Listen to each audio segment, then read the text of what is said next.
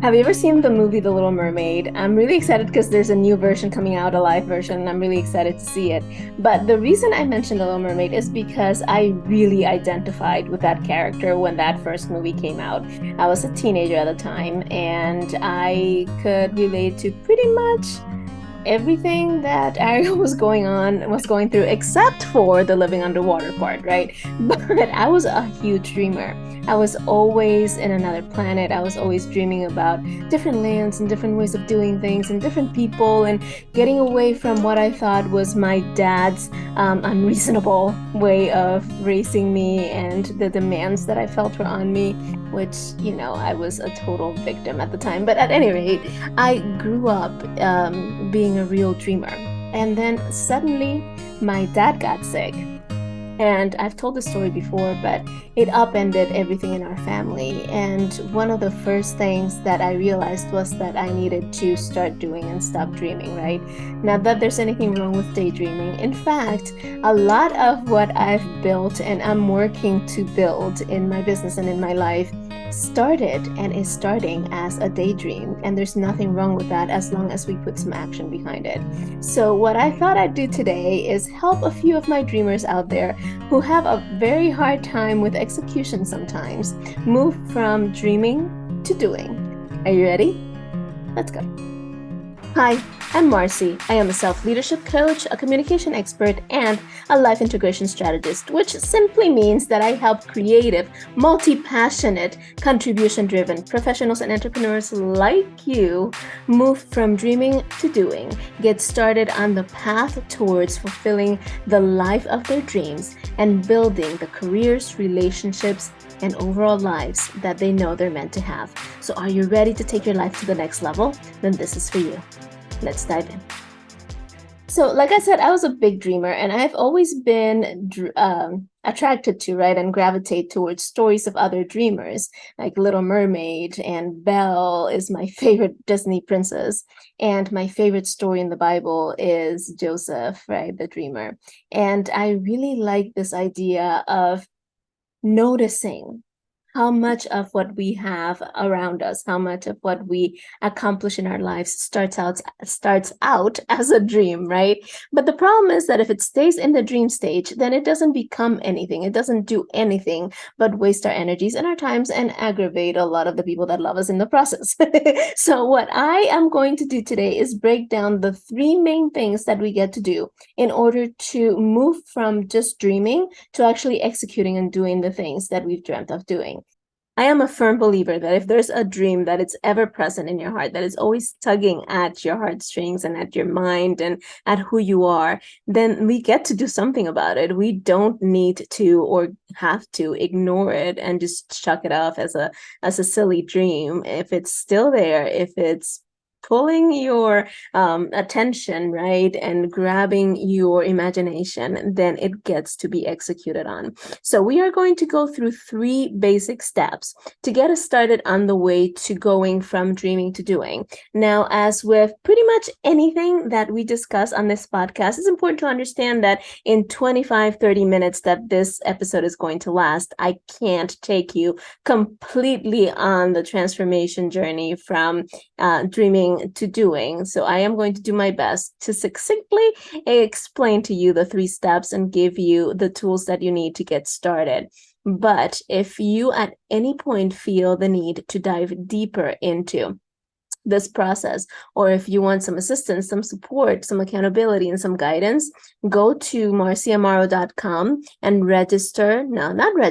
schedule a 30-minute path paving call with me where we will talk about what you're dreaming about, what your goal is, what you're intending to do, and what the best next steps might be for that to go and become a reality, right? But let's just dive right in. Now, the overarching idea behind what we're going to talk about is three things: dream, plan, do. Dream, plan, do. And as always, I'm going to break it down for you a little bit more, but that is the essence of it. You dream it, you plan it, and then you do it. If you stay in any one of those, if you're just doing, you're going to burn out. If you're just planning and not doing, you're going to frustrate yourself. And if you're dreaming and not doing anything else with that dream, then your dream is just going to die and you're going to be unfulfilled, right? What Happens to a Dream Deferred? That's a poem that I love. Anyway, so the first stage or step is to clarify your dream and make sure that it's connected to your calling, right? So I talk a lot about the difference between purpose and calling. People get caught up in this idea of what's my life's purpose. And this is not the conversation that we're going to have today, but I believe it's more productive to think about your calling rather than your purpose, because your purpose shifts, right? And yes, it's important to keep it in mind and to determine what your purpose is, but you do get to decide what your purpose is in accordance to the calling that you have. So any dream that is worth pursuing, any dream that you're going to take through the steps that we're going to talk about today, you first need to really clarify it and hone it in, because very often when we start at the dream stage, it's very lofty, and it's also kind of not just unrealistic. Being unrealistic is fine in my opinion, but it's not just unrealistic. It goes beyond that to being almost utopian in nature, right? Like we think like we can create this thing that is perfect for everybody, that is going to be so amazing that no issues are going to arise from it, and that once we complete this dream or we turn it into a reality, everything is going to be marvelous and wonderful and nothing wrong is going to happen. But that's not the way it is, right? So we want to bring it down to the level where we understand that if it's worth pursuing, if it's worth doing, it's because, first of all, we're really clear on what it is, and we are really clear that it is achievable, right? It doesn't have to be rational, realistic, or reasonable, but it has to be achievable. And I'm going to explain the difference in a minute. That it aligns with and connects with our calling in a great cohesive way, right? And also that we're willing to do what it takes in order to make that dream a reality. Because very often what I find is that we say, okay, this is my dream and this is what I want to do.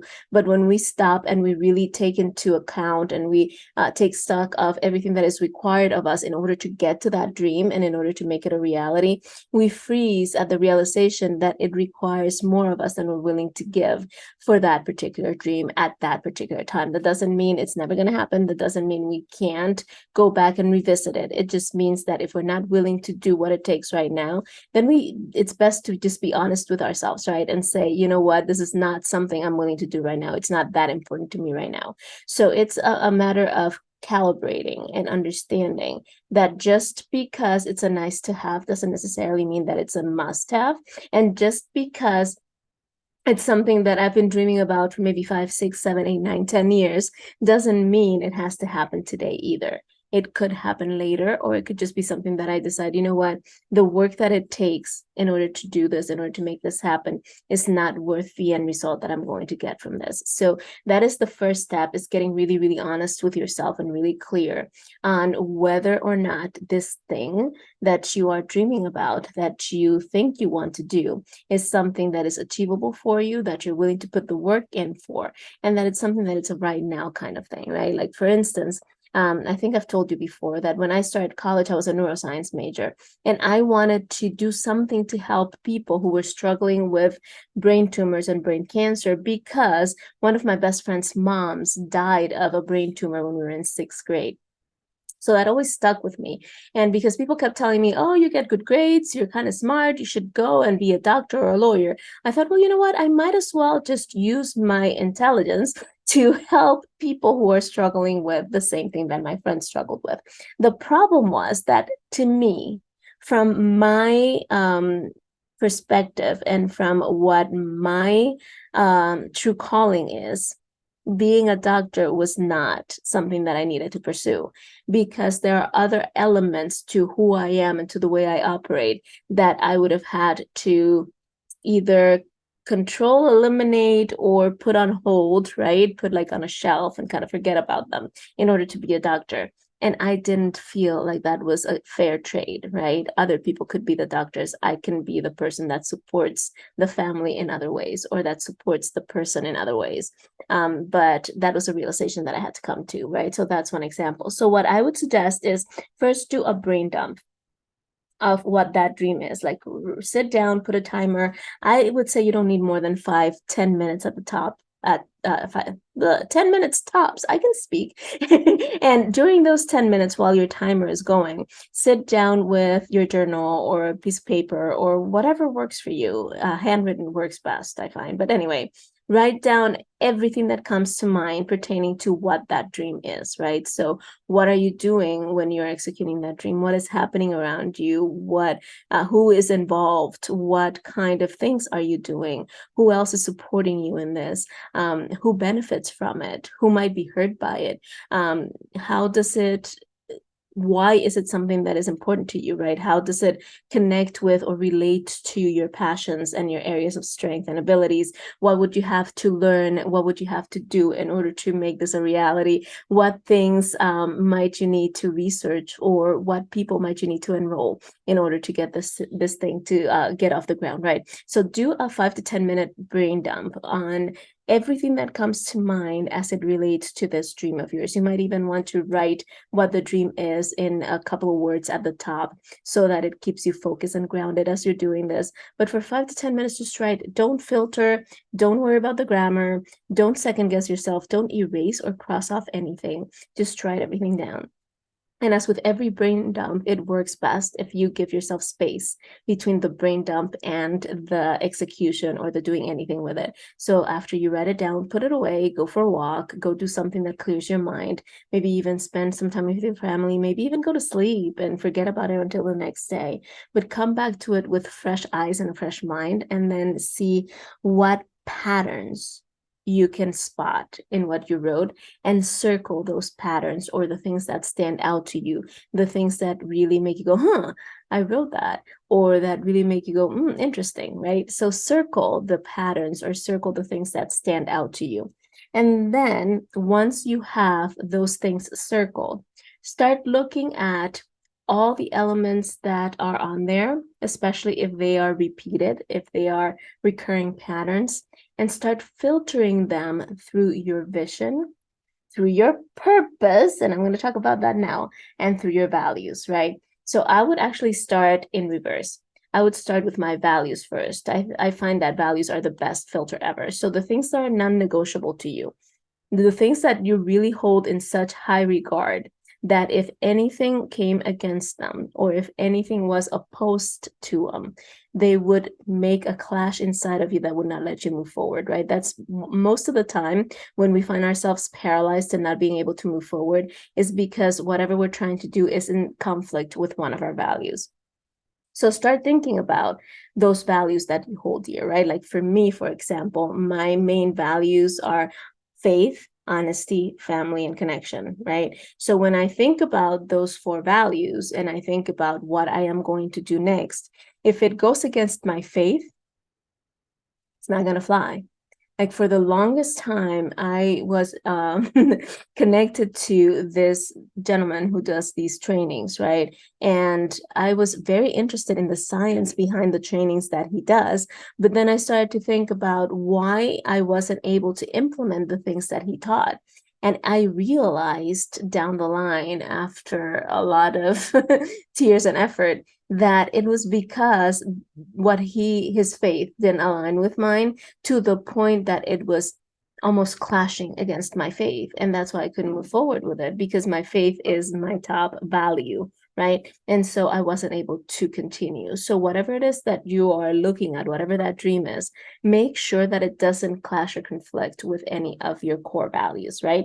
And then you look at your purpose. And like I said before, I think calling is a greater a more valuable thing to focus on. But at any given time, in any given area of our lives, in any given role, we have one or more purpose or purposes that are the reasons why we do what we do, or the reasons why we take on that role or that particular hat that we're putting on, right? So in my entrepreneurial hat, for example, I have a particular purpose, which right now is to help multi-passionate, creative, contribution-driven professionals and entrepreneurs live integrated lives, right? That is my purpose right now. That is not my calling. My calling is even bigger than that. But that is one of my purposes right now. So if what I'm doing relates to my career, my business, what I do as an entrepreneur, then I have to make sure that whatever this dream is going to actually help me get closer to that purpose and fulfill that purpose, that why, that it aligns with that why. So if it's not something that I can use to help people like you who are creative, multi-passionate, contribution-driven entrepreneurs and professionals, then what's the point? Why am I even putting the energy or the effort into it, right? So that's the second filter, is the purpose or purposes as it relates to the area of your life that this particular dream has to do with. And then finally, your overall vision. And again, we have more than one vision, right? We have an overarching vision, which is the calling. Then we have a calling that, or a vision that has to do with family, a vision that has to do with career or job, and then a vision that has to do with contribution, with family, with the world, with collaborating with the community. That's the word that I wanted, community and the world, right? So when you look at that vision that most closely relates to the dream that you have, is this particular dream going to move you closer to fulfilling that vision, right? Is it going to move you closer to getting to that space where your vision it starts to take shape and it starts to take form and it moves you closer to your vision and your calling? All right. So that's the first thing, is clarify the dream and make sure that it connects properly with your calling and with the elements of your calling, which are your vision, your purpose, and your values. All right. Good. Excellent. So after you are clear that this is what the dream is, it's aligned, it works perfectly with my calling, and it is worth pursuing, I'm willing to put in the work that it takes, then you move to phase 2, which is the planning stage, right? Now, the planning stage gets dangerous because this is where most people fall into analysis paralysis and they don't move forward, right? Me included. I've done this so much, it's not even funny, which is why I can talk about it. So you're going to have to do some research, especially if the dream entails entering an area that you're not really familiar with, right? If you're going to venture into completely new territory, or if you're going to try to dive deeper into something that you just have superficial knowledge of, then you're going to necessitate, it's mandatory that you're going to have to do some research. The trick here, though, is to set boundaries around that research, right? So what I have found works for me, and I invite you to find your variation of this, however it works for you, that's what you get to do, right? But you get to have some boundaries around this research. So what works for me is I first sit down with my journal or my notebook. I have my brain dump next to me so that I know everything that came to my mind while I was thinking about this dream. And I write down specific questions that I have about how to execute on that dream, right? So very, very specific questions. So if, for example, my dream requires launching an online course, just to give it for instance, right? And I've never launched an online course, one of my questions might be, how can I most effectively launch an online course, right? And notice that I'm adding words to my question that refine it in such a way that it will narrow down my search, right? So most effectively was something that I needed to add on there, right? How can I launch an online course with ease and grace, or with ease and without difficulties, right? Or in the most expedited manner, like the fastest way possible, right? So write questions that are very, very specific as much as possible. The other caveat I would give you is don't add more than 5 or 6 questions, because chances are it's going to start, the research that you're getting, the information that you're getting back is going to start getting redundant. Plus, it's just going to put you in this big rabbit hole, right? So you write down no more than 5 or 6 questions, but you write very specific questions that are going to refine your search, right? Then after you have your questions in order, then you go to your favorite browser and your favorite search engine, and you set a timer for 30 to 45 minutes. You do not need more than 45 minutes online, and I am going to explain why, all right? You're going to sit down for 30 to 45 minutes max, and you're going to type your questions one at a time. When you type your question, the first thing you're going to do is ignore anything that says ad or sponsored next to it. Ignore it. They're trying to sell you something, right? So scroll past the ad or sponsored queries that come up, right? The responses that come up, and go to the next section. When you get below the ads or sponsored, read quickly the headline. And if it looks like it might be answering your question, click on it. And when it opens up, go back. Don't start reading. Go back to where you found where your search results are, and go to the next thing that looks like it might be, and open that, right? Make sure you're not spending more than 5 or 6 minutes, and that you're not opening more than three results for each question, right? So that means that when you're done in your 30 to 45 minutes, you're going to have, and this would drive some of you crazy, that's why I said do what works for you, right? But you will have anywhere between 15 and 18 tabs open for the 3 results for each question. Make sense so far? And then what I do is I print them to OneNote, right? So I print them to my OneNote app so that I have them all printed on there as PDFs in my OneNote.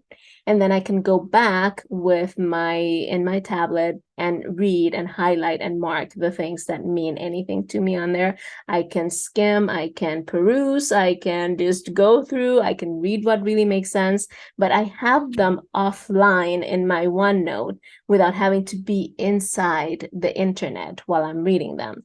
If you prefer paper, you can print them. That might be a little bit too much ink or too much paper, but that's entirely up to you, right? But make sure that you have access to this information that you're finding without having to be active on the internet, because that is going to put you in another rabbit hole, because most of these things are going to have backlinks and other things that you can click on and other things that you can do. But if you print them to your OneNote, and you make sure that you access your OneNote offline, or if you print it to paper where there's you're automatically offline, then you can look through the information without getting distracted by other things, right?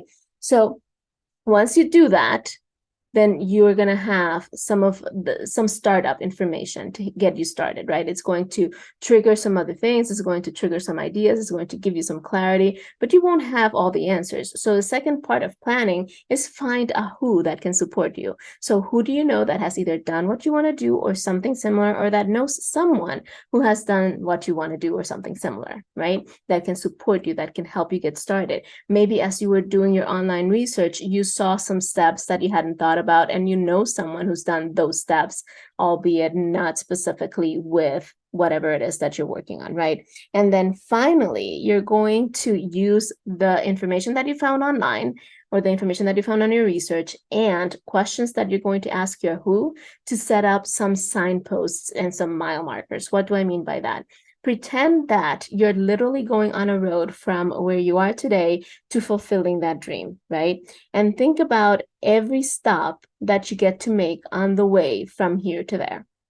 And each stop, it's either a mile marker or a signpost. A mile marker would be, okay, this is something that I get to do in order to move forward. And a signpost is a space where you're going to stop and look and see where the next direction is, right? So it might just be that right now you can identify one mile marker and one signpost. That's fine. You don't need 20. You need one step, right?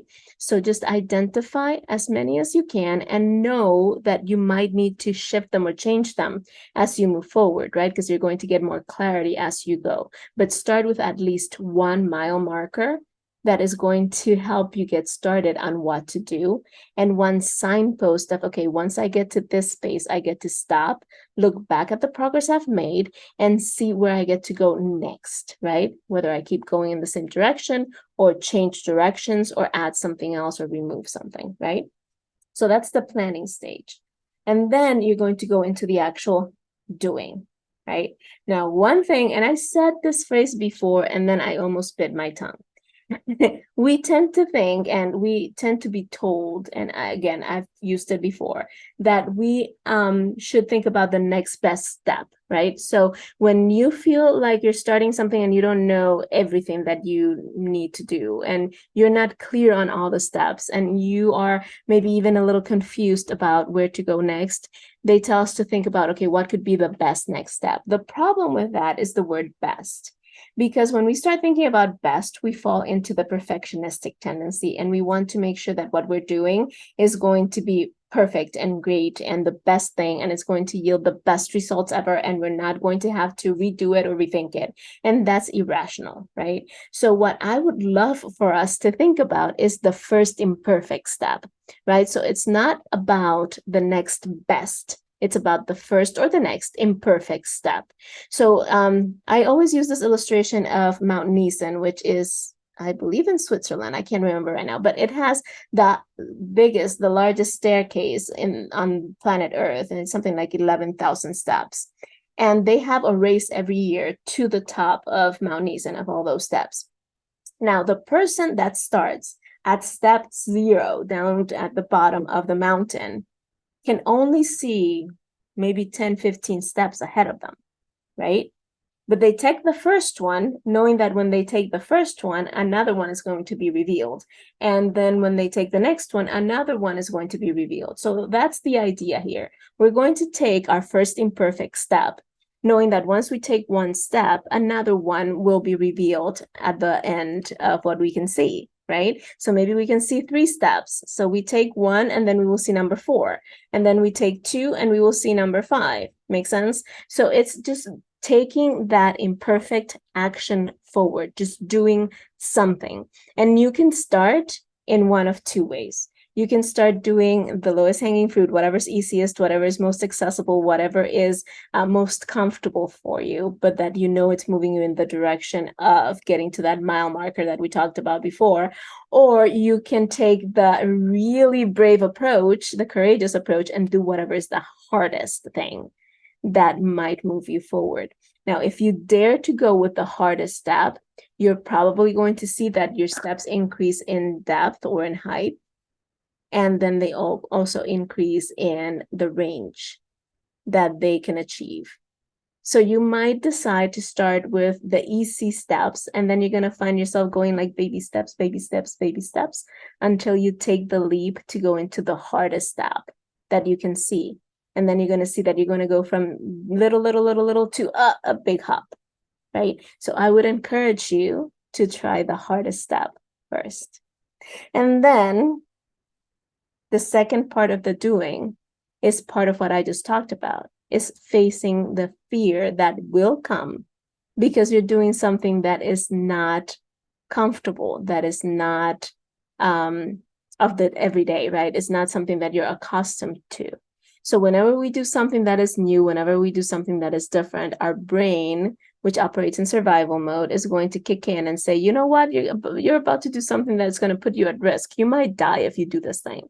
And it's our job to not ignore it, to thank it, that feeling, right? To say, okay, thank you for the information. I know I'm taking a risk, but I know why. And you know what? I choose to look at all of these emotions as fuel and excitement, and I am going to use them to propel me and to move me.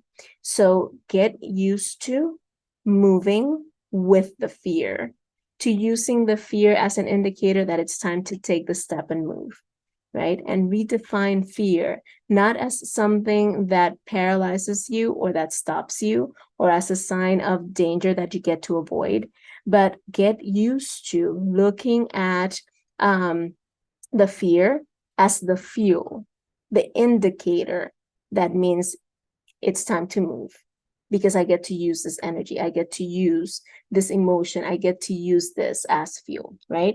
And then finally, in the doing, make sure you have some skin in the game. And I've said this before, right? Skin in the game can take a bunch of different forms. It doesn't have to be money, but tell someone that you know is not going to let you off the hook, that this is what you're attempting to do, that this is your goal. Maybe write it down somewhere where you see it every morning and every night, and you can't avoid looking at it because it's going to drive you crazy if you're seeing it but you're not doing anything about it. And make sure that you are accountable to yourself, right? That every day you're checking back in with yourself. Did I do what I needed to do today in order to move closer to that dream? Did I actually take the decisive, daring, courageous action that I needed to take today? Did I risk a little more? Did I fail a little more? And let's normalize all those things, right? Risking, failing, being afraid, all those things are normal. They're part of doing things that matter. They're part of reaching our next level. And they're part of feeling like a successful, daring, courageous, incredibly powerful human being that you are. So, to recap, to go from dreaming to doing, you dream, you plan, you do. Start by getting clear on your dream. Make sure that it aligns with your calling. Then plan, do your research, but do it with boundaries and in a controlled way. Seek out a who that might be able to help you, and set mile markers and signposts to help make sure that you are advancing forward and not going backwards or staying stagnant. And then do with fear, do with hesitation, do with nervousness, do with butterflies in your stomach, right? Just take that next imperfect step and hold yourself accountable for your results.